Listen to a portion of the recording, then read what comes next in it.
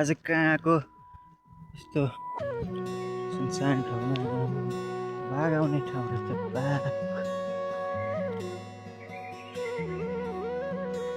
बाटै बिर्स्यो यार। सो गाइस कहाँ आइपुग्यो थाहा नै छैन। यहाँ यस्तो गुम्बा रहेछ यी ठक्क खेतबारीहरू। रोड चाहिँ बबाल छ है तलपट्टि, यहाँको चाहिँ अलिक खत्तमै रहेछ। अब हामी निस्किनु पर्ने भने यो बाटोमा निस्किनु पर्ने हो। हामी जानुपर्ने ठ्याक्कै यो के हो,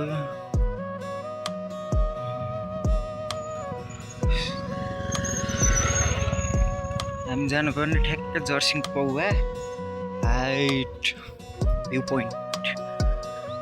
यताबाट पुग्छ भन्दै चाहिँ बाटो चाहिँ यस्तो छ।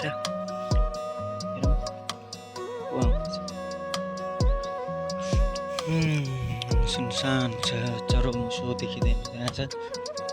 त्यो बोटले कता देखायो म आफै कन्फ्युज भएँ।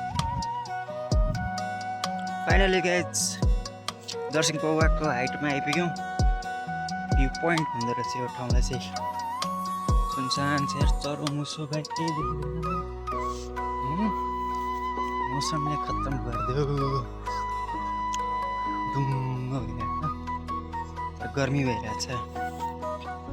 तलदेखि हिँड्दै आएको भ्यू पोइन्टमा आइपुग्यौँ। के हो कहाँ आइपुग्यौँ गाइस, कहाँ आइपुग्यो ल भ्यू पोइन्ट। बाख्रा चराउने ठाउँ, डेटिङ स्पोट। त्यहाँ पर डेटिङ बसिरहेछ।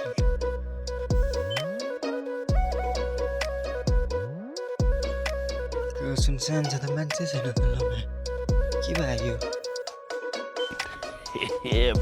कस्तो ठाउँ क्या, डाटै नचल्ने ठाउँ रहेछ यार। बसौँ एकछिन। ओहो हिँड्दा खुट्टा दुख्यो। ढुक्कसँगले भ्यू पोइन्ट होइन यही रहेछ ल। शाबाश बेटा। गए जस्तो खेतबारीहरू चाहिँ यहाँ त यहाँदेखि तलसम्म खेतमा गाउँमा यहाँ एउटा रुख रहेछ। यो रुखको काम चाहिँ के भन्दाखेरि होइन, ओ भाइयों ये सेंटी बातें टक्क यहाँ नेटै नचल्ने रहेछ, के अरे नेटवर्कै नदिने रहेछ होइन। टक्क यो रुखमा चढ्यो भने चाहिँ नेटवर्क दिने रहेछ कि यो रुख चाहिँ। ओ भाई मारो मुझे, मारो मुझे, मारो नहीं ये मजाक हो रहा है। एक सेकंड यार, मजाक हो रहा है। त्यही कारण सबैजना यही रुखमा चढ्दो रहेछ नि। फोन गर्नु पऱ्यो भने चाहिँ रुखमा चढ्ने कि मेरो मान्छेलाई सिनै चढेर ट्राई हुँदैन। टक्कसँगले के साह्रो चिप्लो मरि बुढो भइसक्यो पनि भाँचेर उनी ढाडमा चिप्न सक्यो। ये बड़ी अच्छी बात कही आप।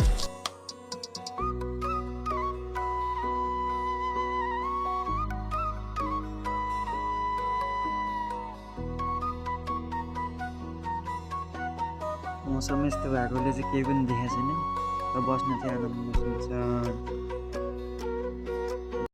आज मौसम ढुम्म भएको कारणले चाहिँ कस्तो भ्यूै देखेन क्या, नत्र यहाँबाट भ्यू बब्बाल देखिन्थ्यो। हिमालहरू पुरै देखिन्थ्यो, खतरा देखिन्थ्यो।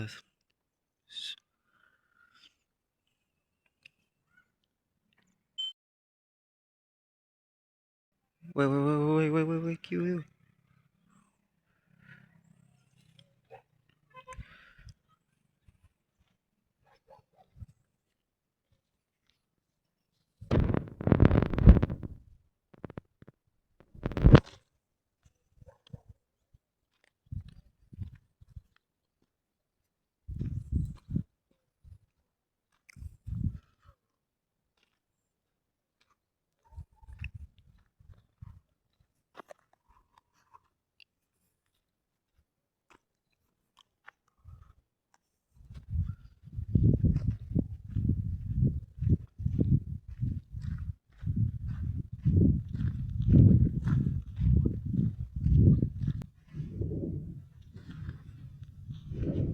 ये सब क्या देखना पड़ रहा है?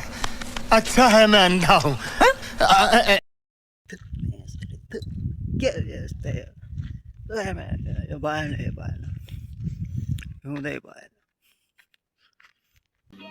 समझ रहे हो? समझ रहे हो आप? समझ रहे हो ना? यो हुँदै भएन, यो अन्याय भयो, यो अन्याय भयो। छे।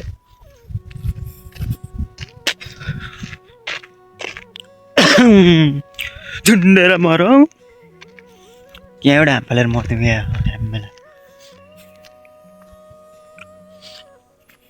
आज के सोचेर आएको त्यो भ्यू हेर्छु भनेर मौसमले साथ दिएन, तर मौसमले साथ नदिए पनि अरूले साथ दिएछ है त। टक्क डेटिङ सेटिङ आफ्नो नभए नि अरूको हेर्न चाहिँ मजा आउँछ। डेटिङ डेटिङ डेटिङ पानी पर्ला जस्तो भएछ, केही छैन। अब फर्केको गाइज घरतिर डुम्म क्या, अब पुरै डुम्म हट डुम्म डुम्म भएछ।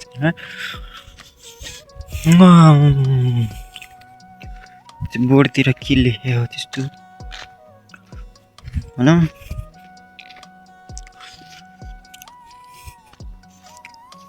तर यहाँ आउँदा चाहिँ सैलुङको भाइब्स दियो क्या, सैलुङको भाइब्स दिइरह्यो ठ्याक्क लाएर। अझै यहाँ त गुराँस पनि फुल्दो रहेछ। अघि सानसानो भाइहरूले गुराँस बोकेर हिँड्ने देखेको थिएँ, कहाँ पाउँदो रहेछ यो गुराँस। फर्केको एक्लै छु, हेरौँ कस्तो हुन्छ। जमाना खराब छ। अब नेक्स्ट टाइम मौसम क्लियर भएको बेलामा चाहिँ आउनुपर्छ टक्क लाएर भ्यू हेर्न। भ्यू चाहिँ बबाल देखिन्छ कि यहाँबाट। बस डचक डचक गाना बजाएर के हो जस्तै डचक डचक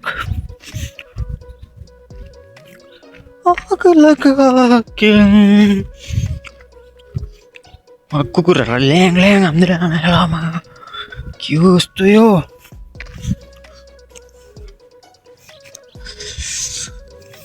टक्क पछाडिको रोडलाई बाई बाई गरिदिउँ। यो ठाउँ चाहिँ नेक्स्ट टाइम आउनुपर्छ मौसम अलिकति क्लियर भएको बेलामा।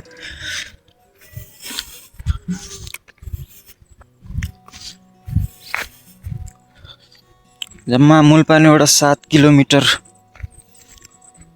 बसमा आउँदाखेरि टक्क 2टा बस चेन्ज गर्नु परेको थियो। दुईटा हो, दुईटा बस चेन्ज। त्यहाँ फेरि कुकुर रहेछ, कुकुर कुकुर।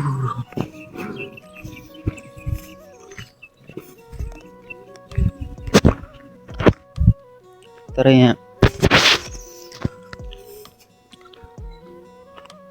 यहाँ घर हुने मान्छेले चाहिँ फाइदा छ। टक्क यहाँ घर छ, टक्क यता भ्यू। बिहान उठ्ने बित्तिकै खतरा भ्यू हेर्न पाइन्छ। यहाँ यस्तै ठाउँमा घर बनाउँछ। कालीले मलाई हेर्दैछ, काली त नै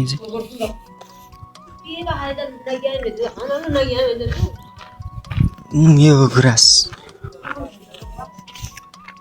गुराँसको रुख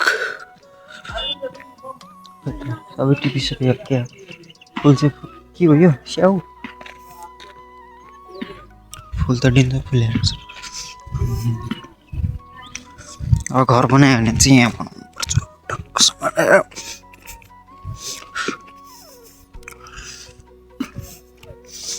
भ्यू बबाल देखिन्छ भनेर आएको, देखिएन भने त केही छैन। Have fun. यहाँ रोडको काम हुँदैन रहेछ।